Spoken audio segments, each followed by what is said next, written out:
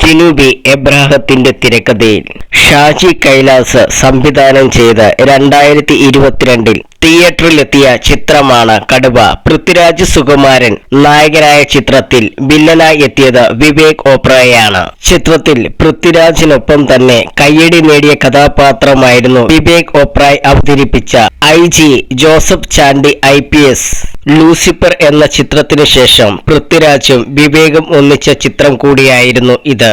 ഇപ്പോൾ ചിത്രത്തിൽ വിവേക് ഓബ്രായ് ആയിരുന്നില്ല ആദ്യ ചോയ്സ് എന്ന് പറയുകയാണ് ചിത്രത്തിന്റെ രചയിതാവ് ജിനു ബി എബ്രഹാം. ക്ലഫ് FM-ന് നൽകിയ അഭിമുഖത്തിൽ സംസാരിക്കുകയായിരുന്നു ജിനു ബി എബ്രഹാം.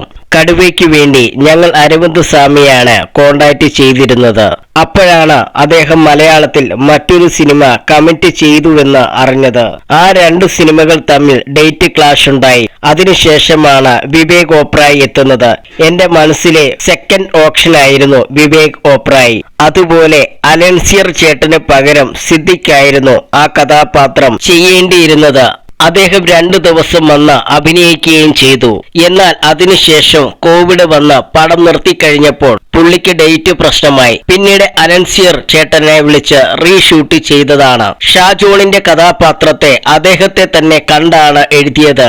അതുപോലെ അദ്ദേഹത്തിന്റെ അച്ഛനായി അബു സലീം ചേട്ടനെ തന്നെയായിരുന്നു കണ്ടത്.